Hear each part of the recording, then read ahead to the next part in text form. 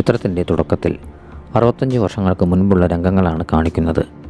അന്ന് നടന്നിരുന്ന ഭീകരമായ ഒരു ആണവയുദ്ധം ഈ ലോകത്തിനെ ഒരു ചാരക്കൂമ്പാരമാക്കി മാറ്റി. ഒറ്റ രാത്രി കൊണ്ട് വൈദ്യുതി നിലച്ചു. ആളുകൾക്ക് അവരുടെ പ്രിയപ്പെട്ടവരെ നഷ്ടപ്പെട്ടു. എല്ലായിടത്തും മരണത്തിൻ്റെയും നിരാശയുടെയും ഇരുട്ട് പരന്നു. പക്ഷേ എല്ലായിടത്തും ഒരു പ്രതീക്ഷയുടെ കിരണമുണ്ടാകും. ആമസോണിൻ്റെ നിബിഡ വനങ്ങളിൽ ലൈം സ്മിത്ത് എന്നൊരു ശാസ്ത്രജ്ഞൻ പ്രകൃതിയുടെ ഒരു അത്ഭുതം കണ്ടെത്തി.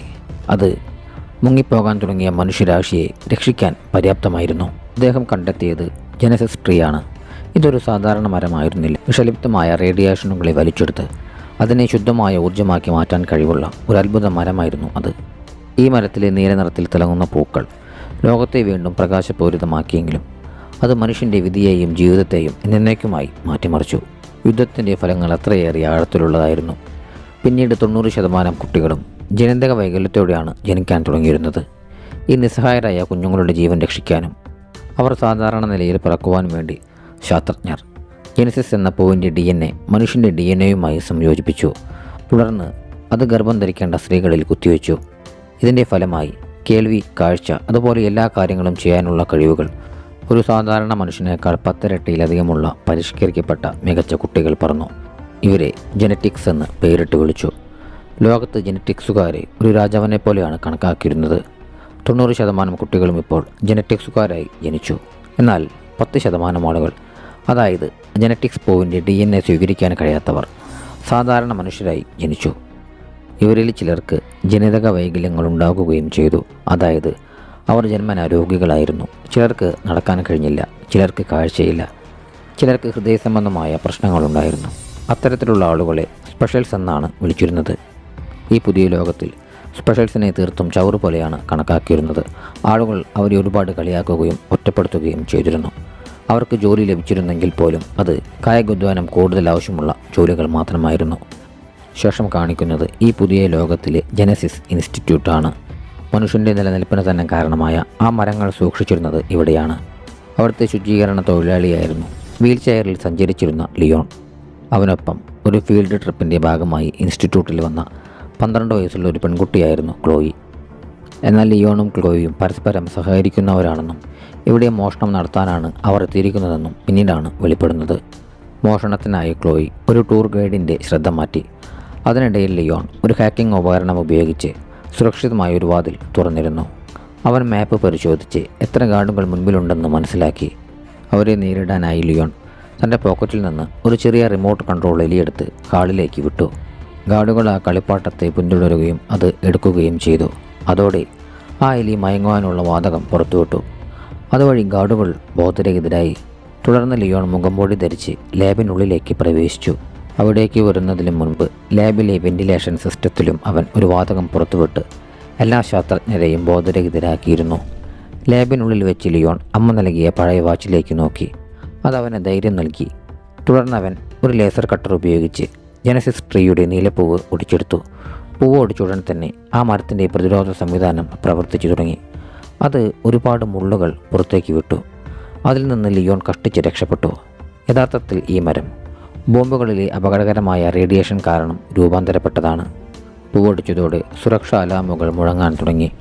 ഫാക്കൽറ്റി അടച്ചുപൂട്ടാനുള്ള കൗണ്ട് ഡൗണും ആരംഭിച്ചു.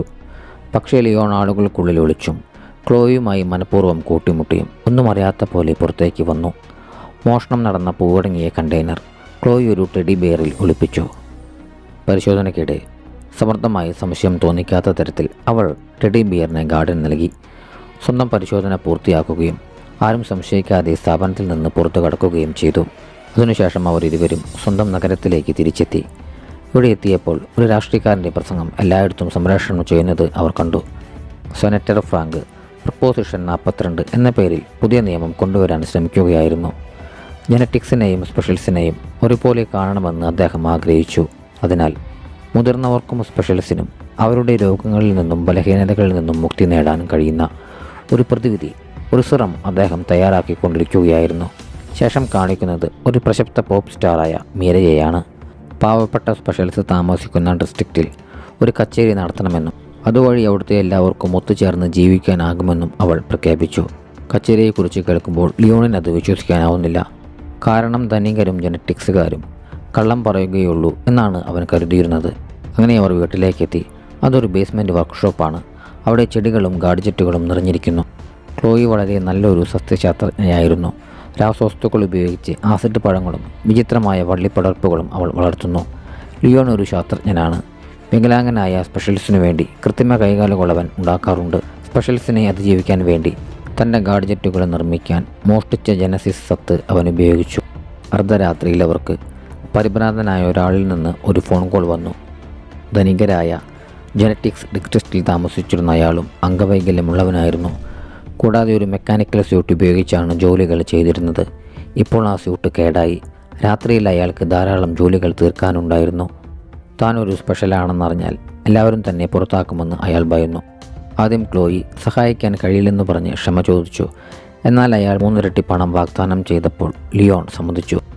ജനറ്റിക്സ് ഡിസ്ട്രിക്റ്റിൽ ആരും അവരെ പരിഗണിക്കില്ലെന്നും അവർ കുഴപ്പത്തിലാകുമെന്നും ക്ലോയി മുന്നറിയിപ്പ് നൽകിയിട്ടും ലിയോൺ വഴങ്ങിയില്ല.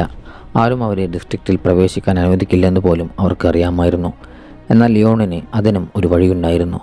ഒരു പഴയ തുരങ്കത്തിലൂടെ അവർ ആ ഉന്നത ഡിസ്ട്രിക്റ്റിലേക്ക് പ്രവേശിച്ചു. ഹോട്ടലിലേക്ക് പോകാനായി ലിയോണിൻ്റെയും ക്ലോയുടെയും ആവശ്യമുണ്ടായിരുന്ന ആ ഷെഫ് ഒളിച്ചും പാത്തും അവരെ രഹസ്യമായി അതിനകത്തേക്ക് കൂട്ടിക്കൊണ്ടുവന്നു. അയാളുടെ ആവശ്യപ്രകാരമാണ് ഇരുവരും അവിടേക്ക് വന്നിരുന്നത്. വന്ന ഉടൻ തന്നെ അവർ തങ്ങളുടെ ജോലി തുടങ്ങി. ആളുടെ മെക്കാനിക്കൽ സ്യൂട്ട് റിപ്പയർ ചെയ്യാൻ ആരംഭിച്ചു. അവർ തങ്ങളുടെ ജോലി പൂർത്തിയാക്കുന്നതിന് മുൻപ് അവിടെ പെട്ടെന്ന് ഇരുട്ട് പരന്നു. ആൻറ്റി ജനറ്റിക് സ്ക്വാഡ് എന്ന പേരുള്ള ഒരു അപകടകാരിയായ സംഘം അവിടെ ആക്രമണം നടത്തി. ഇവർ യഥാർത്ഥത്തിൽ ജനറ്റിക്സുകാരെ വെറുക്കുന്ന സാധാരണ മനുഷ്യരായിരുന്നു. കാരണം ജനറ്റിക്സുകാർക്ക് ലോകത്തിൽ നല്ല പരിഗണന ലഭിച്ചിരുന്നു. അക്രമി സംഘം വളരെ ക്രൂരന്മാരായിരുന്നു. ആരെയും കൊല്ലാൻ മടിയില്ലാത്തവർ. അവർ ആ കുക്കിനെ കൊന്നുകളയുകയും അവിടെ ഒരുപാട് നാശനഷ്ടങ്ങൾ വരുത്തുകയും ചെയ്തു. ഈ സമയത്ത് ക്ലോയിയും ലിയോണും ഒളിച്ചിരിക്കുകയായിരുന്നു. അവർക്ക് അവിടെ നിന്നും രക്ഷപ്പെടണമായിരുന്നു. പക്ഷേ പുറകിലെ വാതിൽ അടഞ്ഞു കിടക്കുകയാണ്. അങ്ങനെ ഒരു വിഷമഘട്ടത്തിൽ ലിയോണിനെ ഒരു വലിയ തീരുമാനം എടുക്കേണ്ടി വന്നു. മരിച്ച ആ കുക്കിൻ്റെ മെക്കാനിക്കൽ സ്യൂട്ട് എടുത്ത് അവൻ സ്വയം ധരിച്ചു. അപ്പോഴേക്കും ഒരു ഗുണ്ടാസംഘം അടുക്കളയിലേക്ക് എത്തിയിരുന്നു. അവർ തങ്ങളുടെ അടുത്ത ദിവസത്തെ പദ്ധതിയെക്കുറിച്ച് സംസാരിക്കുകയായിരുന്നു. ഒരു പ്രത്യേക സ്ഥലത്ത് ബോംബ് വയ്ക്കാനും ഒരു പ്രത്യേക വ്യക്തിയെ കൊല്ലാനുമുള്ള പ്ലാനിംഗ് ആയിരുന്നു അവർ നടത്തിയിരുന്നത്. അവർ സംസാരിക്കുന്നതിനിടയിൽ അവരുടെ കയ്യിൽ നിന്നൊരു പേപ്പർ താഴെ വീണു. അത് ക്ലോയി എടുത്തു. പെട്ടെന്ന് ലിയോൺ ധരിച്ച സ്യൂട്ടിന് ഒരു തകരാർ സംഭവിച്ചു. അതുമൂലം ലിയോൺ ഒരു മെറ്റൽ കൗണ്ടറിൽ വീണു. അതോടെ ഗുണ്ടാസംഘം അവനെ കണ്ടു. അവർ അവനെ ആക്രമിക്കുന്നതിന് മുൻപ് അവരെ രക്ഷിക്കാനായി അവിടെയുണ്ടായിരുന്ന എല്ലാ സാധനങ്ങളും ലിയോൺ ഗുണ്ടാസംഘത്തിനു നേരെ മറച്ചിട്ടു.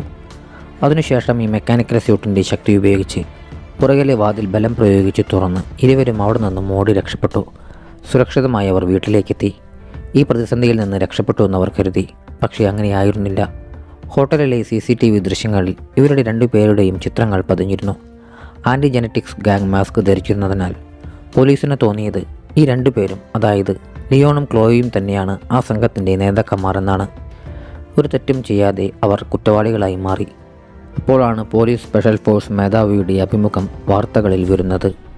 ഈ വ്യക്തി ഇന്നലെ റെസ്റ്റോറൻറ്റിൽ ആക്രമണം നടത്തിയ സംഘത്തിൻ്റെ നേതാവായിരുന്നുവെന്ന് ലിയോൺ മനസ്സിലാക്കി. ഈ മനുഷ്യനെ അവൻ ആ റെസ്റ്റോറൻറ്റിൽ കണ്ടിരുന്നു. പോലീസിലെ ഉന്നതൻ തന്നെയാണ് ഈ തീവ്രവാദി സംഘത്തെ നയിക്കുന്നതെന്ന് അവന് മനസ്സിലായി. ക്ലോയി ഗുണ്ടാസംഘത്തിൻ്റെ പക്കൽ നിന്നും അവൾക്ക് ലഭിച്ചിരുന്ന ആ പേപ്പറിലേക്ക് നോക്കി. അത് സ്പെഷ്യൽ ഡിസ്ട്രിക്റ്റിൽ നടക്കാനിരിക്കുന്ന മീരയുടെ കച്ചേരിയുടെ അഡ്രസ്സായിരുന്നു. ഇത് കണ്ട് അവർക്ക് 2 പേർക്കും ഒരു കാര്യം മനസ്സിലായി. ഈ സംഘം തീർച്ചയായും കച്ചേരിയിൽ ആക്രമണം നടത്തുമെന്നും എന്നിട്ട് അതിൻ്റെ കുറ്റം സ്പെഷ്യൽസുകാരുടെ മേൽ കെട്ടിവയ്ക്കുമെന്നും. ഈ പരിപാടി പരാജയപ്പെടുത്താനും സ്പെഷ്യൽസിന് ഒരിക്കലും ഈ ലോകത്തിൽ ജനറ്റിക്സുകാരുടെ തുല്യമായ ബഹുമാനം ലഭിക്കാതിരിക്കാനും വേണ്ടിയായിരുന്നു അത്. ഇതൊക്കെ തടയണമെന്ന് ക്ലോയി തീരുമാനമെടുത്തു. ഈ ദൗത്യം അവർക്കു മാത്രമല്ല, അവരുടെ ഡിസ്ട്രിക്റ്റിലെ എല്ലാ സ്പെഷ്യൽസിനും രക്ഷ നൽകുന്ന ഒന്നാണ്. എന്നാൽ ഒരു ചെറിയ കുട്ടിക്കും മുടന്തനായ തനിക്കും ഇതിൽ കൂടുതലൊന്നും ചെയ്യാൻ കഴിയില്ലെന്നായിരുന്നു ലിയോണിൻ്റെ അഭിപ്രായം. അതുകൊണ്ട് അവൻ ഒളിവിൽ പോകാൻ പദ്ധതിയിട്ടു. അവൻ്റെ ഈ തീരുമാനത്തിൽ ക്ലോയി ദേഷ്യപ്പെട്ട് അവനെ വിട്ടുപോയി. അവൻ ഇവിടെ നിന്ന് പോകാൻ സാധനങ്ങൾ പാക്ക് ചെയ്യുന്നതിനിടയിൽ അമ്മ നൽകിയ വാച്ച് കണ്ടു. അതിൽ എല്ലാവരും തുല്യരാണ് എന്നെഴുതിയിരുന്നു. തൻ്റെ അമ്മ ഒരു സ്പെഷ്യൽ ആയതുകൊണ്ടാണ് ചികിത്സ ലഭിക്കാതെ പോയതെന്ന് അവൻ ഓർമ്മിക്കുന്നു. തൻ്റെ ജീവിതത്തിൽ നടന്ന ഈ അനീതികൾ കണ്ടിട്ടും ഇങ്ങനെ പിന്നോട്ട് പോകാൻ കഴിയില്ലെന്ന് അവന് ബോധ്യമായി. അതുകൊണ്ട് അവൻ വീട്ടിലേക്ക് തിരിച്ചെത്തി ജോലികൾ ചെയ്യാൻ ആരംഭിച്ചു. ക്ലോയി വീട്ടിലേക്ക് തിരിച്ചെത്തിയപ്പോൾ ലിയോൺ ഷെഫിൻ്റെ മെക്കാനിക്കൽ സ്യൂട്ട് പരിഷ്കരിക്കുന്നത് കണ്ട് അവൾ സന്തോഷവതിയായി. ലിയോൺ ഈ സ്യൂട്ടിനുള്ളിൽ ധാരാളം ആയുധങ്ങൾ ഘടിപ്പിച്ചിരുന്നു. ക്ലോയി തൻ്റെ സസ്യശാസ്ത്ര വൈദഗ്ധ്യം ഉപയോഗിച്ച് അതിൽ പല ബയോ വള്ളികൾ ഘടിപ്പിച്ചു. ഈ വള്ളികളിൽ അസിഡിക് പഴങ്ങൾ വളരുന്നു. അതിൽ നിന്ന് വരുന്ന വാതകങ്ങൾ മറ്റുള്ളവരെ ബോധരഹിതനാക്കാനും പൊള്ളിക്കാനുമെല്ലാം ഉപയോഗിക്കാം. അടുത്ത ദിവസം അവർ ദൗത്യത്തിനായി തയ്യാറെടുത്തു. കച്ചേരി കഴിഞ്ഞുടൻ തന്നെ ആ ഗുണ്ടാ സംഘം മേരിയെ തട്ടിക്കൊണ്ടുപോകാനെത്തുകയും അവിടെ പ്രശ്നങ്ങൾ ഉണ്ടാക്കുകയും ചെയ്തു. അക്കൂട്ടത്തിൽ ലിയോണിനെയും ക്ലോയിയെയും ആരും ശ്രദ്ധിച്ചിരുന്നില്ല. എന്നാൽ ഗുണ്ടാ സംഘം മേരിയെ കൊണ്ടുപോകുന്ന ഇടനാഴിയിൽ ലിയോൺ തൻ്റെ മെക്കാനിക്കൽ സ്യൂട്ട് അണിഞ്ഞ് പെട്ടെന്ന് ചാടി വീണു. ആദ്യം അവനൊന്ന് പതറിയെങ്കിലും പിന്നീട് സ്വയം ബാലൻസ് ചെയ്തു. ഗുണ്ടകൾ അവനെ കണ്ട ഉടൻ തന്നെ അവൻ തൻ്റെ സ്യൂട്ടിൽ നിന്ന് ഒരു ബട്ടൺ ഓപ്പൺ ചെയ്തു. അവൻ്റെ സ്യൂട്ടിൽ മുഴുവൻ വള്ളിച്ചെടികൾ വളരുന്നുണ്ടായിരുന്നു. അത് ക്ലോയിയുടെ പ്ലാനാണ്. ഇത് കണ്ട് ഗുണ്ടാ സംഘങ്ങൾ അവനെ കളിയാക്കി ചിരിക്കാൻ തുടങ്ങി. പക്ഷേ ലിയോൺ തൻ്റെ സ്യൂട്ടിൻ്റെ യഥാർത്ഥ ശക്തി കാണിച്ചു. ഈ വള്ളികൾ ഉപയോഗിച്ച് അവൻ ഗുണ്ടകൾക്ക് ഷോക്ക് നൽകി. വള്ളികളിലെ പഴങ്ങൾ ഉപയോഗിച്ച് വാതകം പുറത്തുവിട്ട് അവരെ അന്ധരാക്കി. അവൻ മേരിയെയും കൊണ്ട് രക്ഷപ്പെടുന്നതിന് മുൻപ് ബാക്കി ഗുണ്ടകൾ അവിടേക്ക് ഓടിയെത്തി. അവർ വളരെയധികം ഉണ്ടായിരുന്നതിനാൽ ലിയോണിന് അവരുമായി പൊരുതാൻ കഴിഞ്ഞിരുന്നില്ല. അവർ ലിയോണിനെ തള്ളിയിട്ട് അവനെ ക്രൂരമായി മർദ്ദിച്ചു. അതിൽ അവൻ്റെ സ്യൂട്ട് തകർന്നുപോയി. സ്യൂട്ട് തകർന്ന് ലിയോൺ മരിക്കാൻ പോവുകയായിരുന്നു. അപ്പോഴാണ് ക്ലോയി കൃത്യസമയത്ത് മോഷ്ടിച്ചൊരു കാറുമായി അവിടേക്ക് വരുന്നത്. എല്ലാ ഗുണ്ടകളെയും ഇടിച്ചിട്ട് അവൾ ലിയോണിനെയും മിരയെയും കാറിൽ കയറ്റി അവിടെ നിന്നും വേഗത്തിൽ രക്ഷപ്പെട്ടു. അവർ ലിയോണിൻ്റെ വർക്ക്ഷോപ്പിലെത്തുകയും അവിടെയുള്ള എല്ലാ രഹസ്യവാതിലുകളും അടയ്ക്കുകയും ചെയ്തു. അവിടെ ആക്രമണം നടത്തിയത് മറ്റാരുമല്ല, മീരയുടെ സുരക്ഷാ ചുമതലയുള്ള പോലീസ് തന്നെയായിരുന്നു എന്ന സത്യം അവർ മീരയെ അറിയിച്ചു. അടുത്ത ദിവസം തനിക്ക് സെനറ്ററുമായി കൂടിക്കാഴ്ചയുണ്ടെന്ന് മീര പറഞ്ഞു. ഇത് കേട്ട് ലിയോൺ പറഞ്ഞു, എനിക്കത് നേരത്തെ അറിയാമായിരുന്നു. ഇന്നലെ ഈ സംഘം ഹോട്ടലിൽ ആക്രമണം നടത്തി. ഇന്ന് ഇവിടെ ആക്രമിച്ചു. നാളെ അവർ ഫാമിലി പ്ലാനിംഗ് സെൻറ്ററിൽ വെച്ച് വീണ്ടും നിങ്ങളെ ആക്രമിക്കും. പക്ഷേ അവരുടെ ലക്ഷ്യം നിങ്ങളെ കൊല്ലുകയല്ല. സെനറ്റർ പുതിയ നിയമം കൊണ്ടുവരാതിരിക്കാൻ അദ്ദേഹത്തെ കൊല്ലുക എന്നതാണ്. അതാണ് അവരുടെ ലക്ഷ്യം. നമ്മൾ എന്ത് വില കൊടുത്തും സെനറ്ററെ രക്ഷിക്കണം. മീരയും ഈ പദ്ധതിയിൽ അവരോടൊപ്പം ചേർന്നു. അടുത്ത ദിവസം അവർ ഒരു ദമ്പതികളുടെ വേഷത്തിൽ ഫാമിലി പ്ലാനിംഗ് സെൻറ്ററിലേക്ക് പോയി. അവിടെയുള്ള സ്റ്റാഫിൻ്റെ ശ്രദ്ധ മാറ്റാനായി ലിയോൺ മീരയോട് പാടാനായി ആവശ്യപ്പെട്ടു. അപ്പോഴേക്കും ഗുണ്ടകൾ അവരുടെ ജോലി പൂർത്തിയാക്കാനായി അവിടേക്ക് എത്തിയിരുന്നു. ലിയോൺ വേഗത്തിൽ അവരുടെ അടുത്തേക്ക് പോയി തൻ്റെ സ്യൂട്ടിലുള്ള ആസിഡ് ഉപയോഗിച്ച് അവരുടെ മാസ്കുകളിൽ ആക്രമണം നടത്തി. എല്ലാവരുടെയും മാസ്കുകൾ ഉരുകാൻ തുടങ്ങി. അതിനുശേഷം അവൻ ഓരോരുത്തരെയായി നേരിടാൻ ആരംഭിച്ചു. എന്നാൽ ഏറ്റവും ശക്തനായ പോലീസ് മേധാവിയുടെ മുൻപിൽ ലിയോണിനെ പിടിച്ചു നിൽക്കാൻ കഴിഞ്ഞില്ല. വീണ്ടും ലിയോണിനെ അവരിൽ നിന്ന് ഒരുപാട് മർദ്ദനമേറ്റു. അവൻ്റെ സ്യൂട്ട് തകർന്നു. ഇന്ന് താൻ മരിക്കുമെന്ന് ലിയോൺ കരുതി. എന്നാൽ കൃത്യസമയത്ത് സെനറ്ററുടെ ഗാർഡുകൾ അവിടെ എത്തി. അവർ ധാരാളം ഗുണ്ടാ സംഘങ്ങളെ വെടിവെച്ചിടുകയും ബാക്കിയുള്ളവർ അവിടെ നിന്ന് ഓടി രക്ഷപ്പെടുകയും ചെയ്തു. ഈ സംഘത്തിൻ്റെ തലവനായ സ്പെഷ്യൽ ഫോഴ്സ് മേധാവിയും തൻ്റെ യഥാർത്ഥ മുഖം മറച്ചുവെച്ച് അവിടെ നിന്നും രക്ഷപ്പെട്ടു. ലിയോൺ വലിയ കാര്യമാണ് ചെയ്തത്. സെനറ്ററുടെ ജീവൻ രക്ഷിച്ചു. എന്നാൽ സെനറ്ററുടെ ഗാർഡുകൾ ലിയോണിനെ കുറ്റപ്പെടുത്താൻ തുടങ്ങി. ഇത് കണ്ട ലിയോൺ അല്പനേരം സ്തംഭിച്ചു പോയി. അവിടെ ഒരു വലിയ വഴിത്തിരിവ് വെളിപ്പെടുകയാണ്. ലിയോൺ സെനറ്ററുടെ മകനായിരുന്നു. ഈ സത്യം അറിഞ്ഞ ക്ലോയിക്ക് ഷോക്കായി. ലിയോണും ധനികരുടെയും ജനറ്റിക്സുകാരുടെയും ഭാഗമാണെന്ന് അവൾ കരുതി. അതിനാൽ അവൾ കരഞ്ഞുകൊണ്ട് അവിടെ നിന്നും ഓടിമാറി. അതേസമയം സെനറ്ററിന് നേരെ ആക്രമണമുണ്ടായെന്ന വാർത്ത മാധ്യമങ്ങളിൽ പ്രചരിച്ചിരുന്നു. സെനറ്ററുമായി അഭിമുഖം നടത്താൻ ധാരാളം ആളുകൾ അവിടേക്കെത്തി. സെനറ്റർ എല്ലാവരോടും പറഞ്ഞു, എൻ്റെ മകൻ ഒരു ഹീറോയാണ്. ഇവനെന്നെ രക്ഷിച്ചു. അവനൊരു സ്പെഷ്യലാണ്. സ്പെഷ്യൽ കാർ ജനറ്റിക്സുകാരേക്കാൾ ഒട്ടും പുറകിലല്ല. അവർക്ക് തുല്യമായ അവകാശങ്ങൾ ലഭിക്കണമെന്നതിന് ഇത് ഏറ്റവും വലിയ തെളിവാണ്. ഇതിനുശേഷം പ്രൊപ്പോസിഷൻ 42 വോട്ടെടുപ്പ് തുടങ്ങി. എല്ലാവരുടെയും സമ്മതത്തോടെ അത് പാസ്സായി. സ്പെഷ്യൽക്കാർക്ക് തുല്യാവകാശങ്ങൾ നൽകുമെന്നും അവർക്ക് ചികിത്സ ലഭിക്കാൻ പ്രത്യേക മെഡിക്കൽ ക്യാമ്പുകൾ സ്ഥാപിക്കുമെന്നും സർക്കാർ വാഗ്ദാനം ചെയ്തു. ഇതിനുശേഷം ലിയോൺ ക്ലോയിയെ അന്വേഷിച്ചു പോയി. പക്ഷേ അവളെ എവിടെയും കണ്ടെത്താനായി കഴിഞ്ഞിരുന്നില്ല. അവൻ വളരെ ദുഃഖിതനായി. സ്പെഷ്യലുകാർക്ക് ചികിത്സ നൽകുന്ന ക്യാമ്പിലേക്ക് തിരിച്ചെത്തി. ഇവിടെ വെച്ച് സെനറ്റർ അവനെ കാണുകയും താൻ ചെയ്ത എല്ലാ തെറ്റുകൾക്കും മാപ്പ് ചോദിക്കുകയും ചെയ്തു. നിൻ്റെ അമ്മ എൻ്റെ തെറ്റുകൊണ്ടാണ് മരിച്ചത്. ആ തെറ്റ് ഞാൻ തിരുത്താൻ ആഗ്രഹിക്കുന്നു. പോകുന്നതിന് മുൻപ് നിൻ്റെ അമ്മ നിനക്ക് വേണ്ടി ഒരു കത്ത് എഴുതി വച്ചിരുന്നു. പക്ഷേ അത് നിനക്ക് നൽകുന്നതിന് മുൻപേ നീ എന്നെ വിട്ടു പോയിരുന്നു എന്ന് അദ്ദേഹം പറഞ്ഞു. ലിയോൺ ആ കത്ത് വായിക്കാൻ ആരംഭിച്ചു. അതിലമ്മ ഇപ്രകാരം എഴുതിയിരുന്നു: നീ നിൻ്റെ അച്ഛനോട് ക്ഷമിക്കണം. നിൻ്റെ ഹൃദയം വിശാലമായിരിക്കണം. അവസാനം നമ്മളെല്ലാം തുല്യരാണ്. അപ്പോഴാണ് ക്ലോയിയും മീരയും ലിയോണിനെ കാണാനായി അവിടേക്ക് വരുന്നത്. പോലീസ് മേധാവി ഇതുവരെ അറസ്റ്റ് ചെയ്തിട്ടില്ലെന്നും അദ്ദേഹം ഇപ്പോഴും സെനറ്ററുമായി ചേർന്ന് പ്രവർത്തിക്കുകയാണെന്നും ക്ലോയി ലിയോണിനോട് പറഞ്ഞു. എന്തോ കുഴപ്പമുണ്ടെന്ന് ലിയോണിന് സംശയം തോന്നി തുടങ്ങി. ആ കുഴപ്പത്തെക്കുറിച്ച് കണ്ടെത്താനുള്ള ജോലി ക്ലോയി ഏറ്റെടുത്തു. ഒരു ഹൈടെക് ക്യാമറ ഉപയോഗിച്ച് സെനറ്ററും അക്രമി സംഘത്തിൻ്റെ നേതാവും തമ്മിൽ കൂടിക്കാഴ്ച നടത്തിയിരുന്ന ലബോറട്ടറിയിലേക്ക് അവൾ ഒളിഞ്ഞു നോക്കി. ഈ ക്യാമറയിലൂടെ അവൾ ഒരു ഭീകര സത്യം കണ്ടെത്തി. അവർ യഥാർത്ഥത്തിൽ ശത്രുക്കളായിരുന്നില്ല, പങ്കാളികളായിരുന്നു. അവർ കാണിച്ചു കൂട്ടിയിരുന്നതെല്ലാം ലോകത്തിൻ്റെ കണ്ണിൽ പൊടിയിടാനുള്ള ഒരു നാടകം മാത്രമായിരുന്നു. സെനറ്റർ കൊണ്ടുവരാൻ ആഗ്രഹിച്ച ആ പ്രോസ്തറ്റിക് നിയമവും സ്പെഷ്യൽസുകാരുടെ നന്മയ്ക്ക് വേണ്ടിയായിരുന്നില്ല. അത് ജനറ്റിക്സുകാരെ കൂടുതൽ മെച്ചപ്പെടുത്താൻ വേണ്ടി മാത്രമുള്ളതായിരുന്നു. യഥാർത്ഥത്തിൽ സ്പെഷ്യൽക്കാരുടെ തലച്ചോറിൽ നിന്ന് ഒരു പ്രത്യേക തരം രാസവസ്തു അവർക്ക് ആവശ്യമായിരുന്നു. അത് പുറത്തെടുക്കാൻ വേണ്ടിയാണ് ഈ നാടകമെല്ലാം കളിച്ചത്. ഈ ക്യാമ്പുകളിൽ ചികിത്സയ്ക്കായി വന്ന സ്പെഷ്യൽസിനെ ചികിത്സിക്കുന്നതിന് പകരം അവരുടെ തലച്ചോറിൽ നിന്ന് ആ രാസവസ്തു എടുക്കുകയായിരുന്നു. ആ രാസവസ്തു എടുക്കുന്ന പ്രക്രിയ വളരെ ഭീകരവും അപകടകരവുമാണ്. അത് ദാതാവിൻ്റെ മരണത്തിന് പോലും കാരണമായേക്കാം. എന്നിരുന്നാലും സെനറ്ററും മറ്റുള്ളവർക്കും അതിൽ യാതൊരു ശ്രദ്ധയും ഉണ്ടായിരുന്നില്ല. സ്പെഷ്യൽസുകാർ മരിക്കണമെന്നും ഈ ലോകത്തിൽ ജനറ്റിക്സുകാർ മാത്രം മതിയെന്നും അവർ ആഗ്രഹിച്ചു. അവരുടെ സംഭാഷണങ്ങളിൽ നിന്ന് അവർക്കൊരു കാര്യം കൂടി മനസ്സിലായി. ഈ ക്യാമ്പിൽ ഒരേയൊരു വ്യക്തിക്ക് മാത്രമേ അവർ ചികിത്സ നൽകുകയുള്ളൂ. അത് ലിയോണിനാണ്, അതായത് സെനറ്ററുടെ മകനെ. ലിയോൺ ഇപ്പോൾ മുഴുവൻ ക്യാമ്പിലും കണ്ണോടിച്ചു നോക്കി. ഇവിടെ സാധാരണ ആളുകൾ മരിച്ചുകൊണ്ടിരിക്കുന്നു. തങ്ങളെ ചതിക്കുകയാണെന്ന് സ്പെഷ്യൽസുകാർ മനസ്സിലാക്കി. എല്ലാവരും പോരാടാൻ തയ്യാറെടുത്തു. ഒരു പ്ലാനിൻ്റെ ഭാഗമായി ലിയോൺ തൻ്റെ ഓപ്പറേഷൻ നടക്കേണ്ട ഓപ്പറേഷൻ റൂമിലേക്ക് പോയി. തൻ്റെ പുതപ്പിനടിയിൽ അവൻ റിപ്പയർ ചെയ്തിരുന്ന പ്രോസ്തറ്റിക് സ്യൂട്ട് ഒളിപ്പിച്ചിരുന്നു. തൻ്റെ അച്ഛനും നേഴ്സുമാരും അവിടെ എത്തിയുടൻ അവൻ തൻ്റെ യഥാർത്ഥ ലക്ഷ്യം വെളിപ്പെടുത്തി. ആദ്യം തന്നെ സ്വന്തം അച്ഛൻ്റെ കഴുത്തിൽ പിടിച്ച് ഒരു രാക്ഷസനെന്ന് വിളിച്ചുകൊണ്ട് ഒരു മുറിയിൽ പൂട്ടിയിട്ടു. തന്നെ ചികിത്സിക്കാൻ ഒരു നിഷ്കളങ്കനായ സ്പെഷ്യലിൻ്റെ തലച്ചോറിൽ നിന്നെടുത്ത ആ ഇഞ്ചക്ഷനും അവൻ നേഴ്സിൻ്റെ കയ്യിൽ നിന്നും തട്ടിയെടുത്തു. ഇതിനുശേഷം ലിയോൺ വേഗത്തിൽ സുരക്ഷാ മുറിയിലേക്ക് പോയി. അവിടെയുള്ള ഗാർഡുകളെ കൊന്ന് ഗേറ്റ് തുറന്നു. ഗേറ്റ് തുറന്ന ഉടനെ അലാം മുഴങ്ങാൻ ആരംഭിച്ചു. പോലീസ് മേധാവിയായ ഗുണ്ടാസംഘ തലവൻ തൻ്റെ മുഴുവൻ സൈന്യവുമായി അവിടെ എത്തി. ഈ സാഹചര്യം കൈകാര്യം ചെയ്യാനാണ് അവർ വന്നതെങ്കിലും സ്പെഷ്യൽസുകാർ ഒരുപാട് പേരുണ്ടായിരുന്നതുകൊണ്ട് അവർക്കൊന്നും ചെയ്യാൻ കഴിഞ്ഞില്ല. കല്ലുകളും ബ്ലേഡുകളും പോലുള്ള സാധാരണ വസ്തുക്കൾ കയ്യിലെടുത്തുകൊണ്ട് അവർ ജനറ്റിക്സുകാരെയും ഗുണ്ടകളെയും ആക്രമിക്കാൻ തുടങ്ങി. ജനറ്റിക്സുകാർ അവരെക്കാൾ ശക്തരായിരുന്നുവെങ്കിലും സ്പെഷ്യൽസുകാർ എണ്ണത്തിൽ കൂടുതലായിരുന്നതുകൊണ്ട് അവർ വിജയിക്കാൻ തുടങ്ങി. യുദ്ധത്തിനിടയിൽ ക്ലോയിയും മീരയും മറ്റൊരു ദൗത്യത്തിലായിരുന്നു. സെനറ്ററിനും പോലീസുമെതിരായ എല്ലാ തെളിവുകളും അവർ ഉയർന്ന അധികാരികളെ അറിയിക്കാൻ ശ്രമിച്ചുകൊണ്ടിരിക്കുകയായിരുന്നു.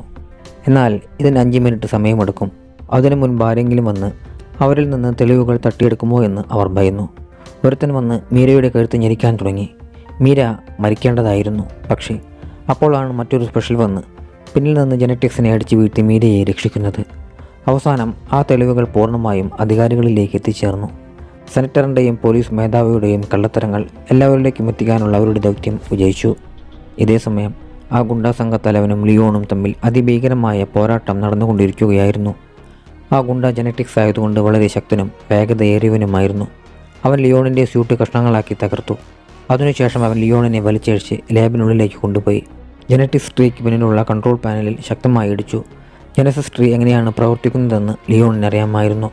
അവൻ വേഗത്തിൽ ജനസിസ് ട്രീയുടെ ഒരു പൂവ് ഒടിച്ചെടുത്തു. അതിലൂടെ മരത്തിൻ്റെ പ്രതിരോധ സംവിധാനം പ്രവർത്തിക്കുകയും അതിൽ നിന്ന് കൂർത്ത മുള്ളുകൾ പുറത്തു വരികയും ചെയ്തു. ലിയോൺ താഴേക്ക് ചാടി സ്വയം രക്ഷപ്പെട്ടു. പക്ഷേ ആ മുള്ളുകളെല്ലാം ഗുണ്ടാസംഘത്തലവൻ്റെ ശരീരത്തിൽ തറയ്ക്കുകയും അവൻ മരിക്കുകയും ചെയ്തു. കുറച്ചു കഴിഞ്ഞപ്പോൾ പോലീസ് അവിടേക്ക് എത്തുകയും എല്ലാ ഗുണ്ടകളെയും സെനറ്ററെയും അറസ്റ്റ് ചെയ്തു കൊണ്ടുപോവുകയും ചെയ്തു. ഈ സ്ഥാപനം പൂർണ്ണമായും അവർ കൈവശപ്പെടുത്തുകയും എല്ലാ തിന്മകളെയും അവസാനിപ്പിക്കുകയും ചെയ്തു. സെനറ്ററുടെ കള്ളത്തരങ്ങൾ എല്ലാവരും അറിഞ്ഞതോടെ പ്രൊപ്പോസിഷൻ 42 റദ്ദാക്കി. നഗരങ്ങൾക്കിടയിലെ എല്ലാ അതിർത്തികളും തുറന്നു. ഈ ലോകത്തിൽ സമത്വം വന്നു. ഇപ്പോൾ ജനറ്റിക്സുകാരും സ്പെഷ്യൽസുകാരും പരസ്പരം നഗരങ്ങളിലേക്ക് വരാനും സാധാരണ മനുഷ്യരെ പോലെ ഒരുമിച്ച് ജീവിക്കാനും തുടങ്ങിയിരുന്നു.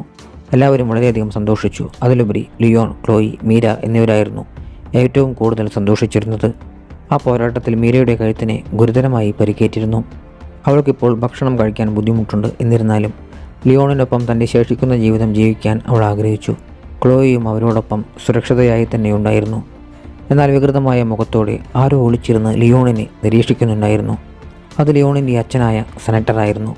ഒന്നുകിൽ അദ്ദേഹം പിടിക്കപ്പെട്ടില്ലായിരിക്കാം, അല്ലെങ്കിൽ ജയിലിൽ നിന്ന് രക്ഷപ്പെട്ടതാവാം. ഇപ്പോൾ തൻ്റെ പ്രതികാരം ചെയ്യാനുള്ള അവസരത്തിനായി അയാൾ കാത്തിരിക്കുകയാണ്. അയാൾ ഇവരെ ആക്രമിക്കുമോ എന്ന ആശങ്ക നിലനിർത്തി ചിത്രം അവസാനിക്കുകയാണ്.